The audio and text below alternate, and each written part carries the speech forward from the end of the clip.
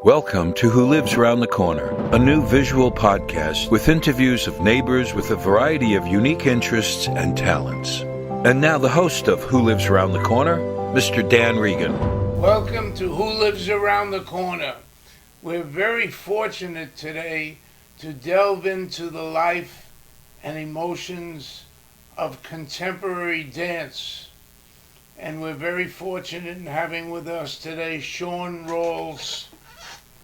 And the name of his company is Emotional Physical Theater. And I want to welcome you to our podcast. Tell us, where were you born, Shawn? So I was actually born in Cleveland, Ohio. I'm a product of the Great Migration. So my father is originally from Texas, moved to Cleveland, Ohio to have a better life for himself and his family. And I was born in that lovely state of Ohio in the city of Cleveland. How did you get to Rockland County? Oh, that's a bit of a story. It's a fairly long story, but I'll make it short. My wife and I were dancing in a dance company in Houston. We danced for Sandra Organ. She was the first black ballerina with the Houston Ballet. And my wife got relapsed in cancer. She has synovial sarcoma, which is a super rare cancer. And the only place, or the best place in the world to get that fixed or dealt with, is Sloan Kettering, which is here in New York. And they did an amazing job for us. Every time I get a chance to, I personally thank them from the bottom of my heart. How has your wife's ailment influenced your dance? Well, when she originally got cancer, they were in the hospital, and it was in her thigh. And they floated the idea of possibly amputating the leg. Wow. That never happened. For a dancer, that's devastating. Devastating. And she thought her career would be over. I knew I always wanted to be a choreographer, but it allowed me to take my passion and my desires and my ability and my desire to help my wife and put those together. So when they were floating the idea of, like, even if they take your leg, Jeanette, that's my wife's name, I will still make a show for you, and I will make a dance home for you. And I'll show some footage of it. I created a solo with her only using one leg. Wow, that's because great. Of that. Mm-hmm. Tell me how moving to the New York area in Sloan Kettering, how did you continue on with your dance career? So we moved to Harlem originally. When we were at Sloan, we were at Ronald McDonald for a year. Moved to Harlem. Harlem's great. I had a great time, but I was touring a lot, so I didn't get to live in New York. I mean, that was my address, but I didn't live there. Eventually, you lived in the hospitals. Well, we were in the hospitals, but I also was touring, so I was out of the country, or out of the state for a lot of it. Who were you touring with? So I did a couple shows with Pilables. I danced with Roxy Ballet. I also danced with another company called Archibucus. They're the best. I mean, yeah, I think they're pretty awesome. Yeah. I think all those spaces are pretty awesome. But you weren't doing any choreography. You were just a pure dancer. I was a dancer at the time until about 2013 when I started the company. We did our very first show at that time. But in the first couple years, I was choreographing a little bit and dancing a little bit. Tell us how you got to the name Emotional Physical Theater. So I created the name before I created the company, like years before. I was in my undergrad careers in dance class, and we needed to create a long-term plan for dance. I knew I wanted to be a choreographer, so I created the company Emotional Physical Theater. I was looking through different words, and the word emotion came up, and it meant feelings in our body that move us to motion. And I was like, oh, that's how I make my art. That makes sense. Emotions. Originally, I wanted to call it Emotions Theater or Emotions Dance Theater. At the time, I was Googling to make sure no one else had that name. Another group did have that name. They no longer exist.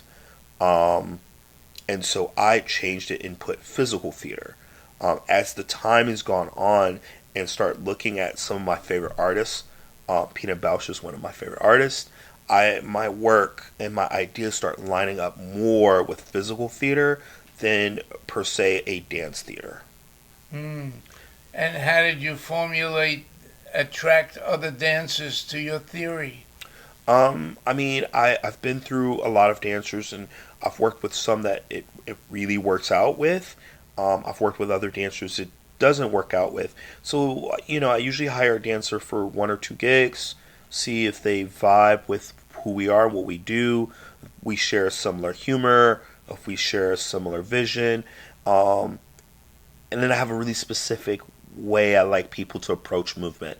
And if they hit all three of those, they're usually in.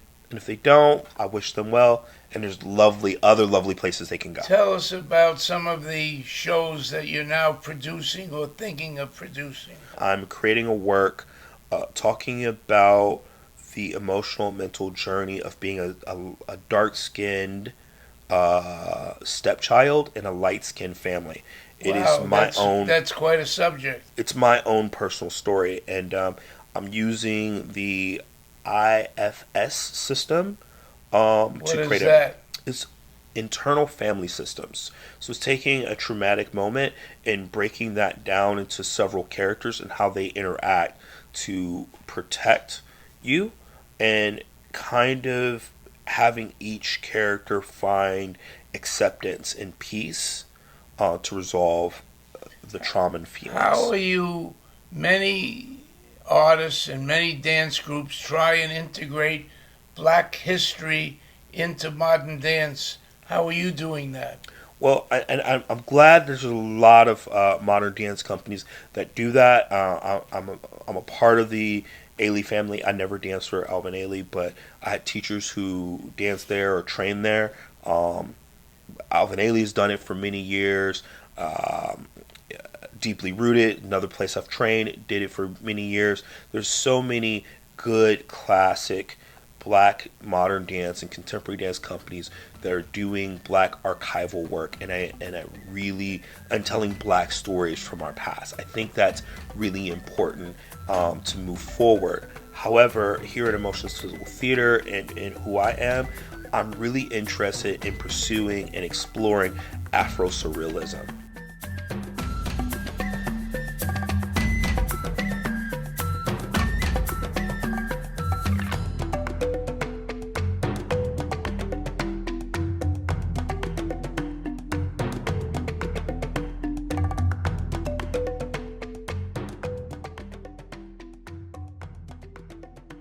A lot of the goal in my work is to provide Black Americans with catharsis. They get to see themselves reflected through my work, and for non-Black Americans to inspire understanding and empathy through our work. Very interesting. With the goal to stop doing the things that makes our lives difficult, to kind of see and understand what it's like to be a Black American.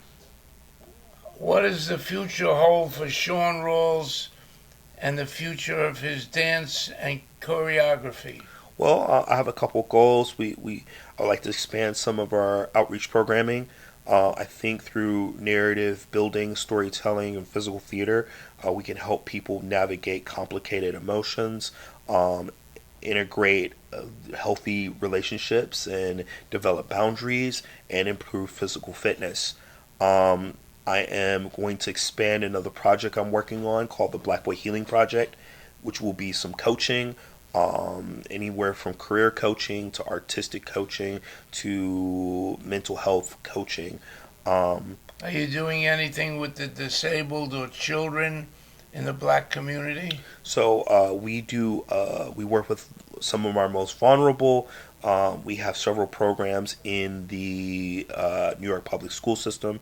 We have a read and write program, which is used physical theater to help create clearer and more robust writing skills for 2nd through 5th graders.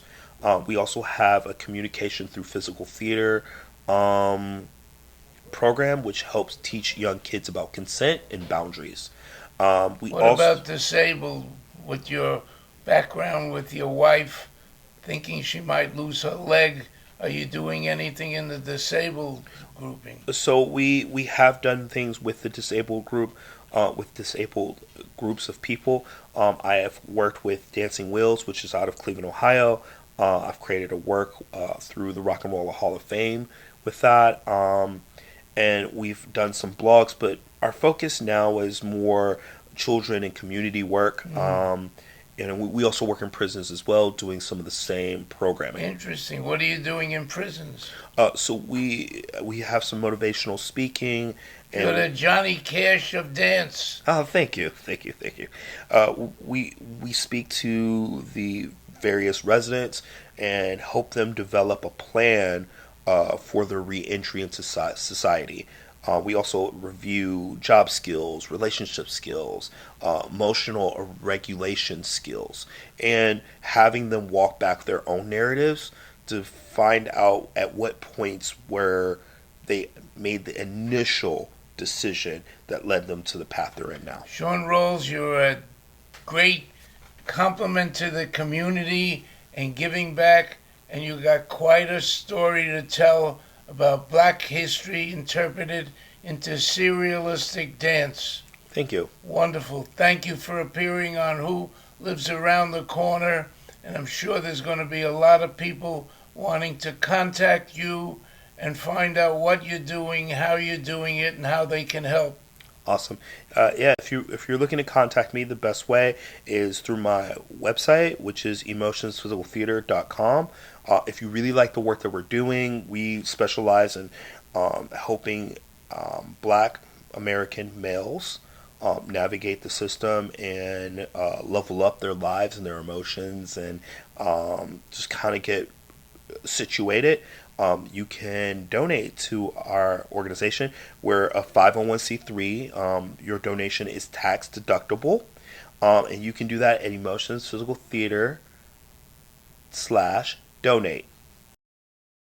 And you do wonderful, wonderful work. Thank you. Thank you for appearing on this podcast. Thank you. If you have or know of a neighbor with a unique interest or talent, please get in touch with us with their contact information and please include their unique interest or talent. Email us at wholivesaroundthecorner@gmail.com. Goodbye for now. Thank you for joining us for this edition of Who Lives Around the Corner, a new visual podcast of neighbors with a variety of unique interests and talents, with host Dan Regan. Brought to you by Rockland World Radio and Modern Metro Studios.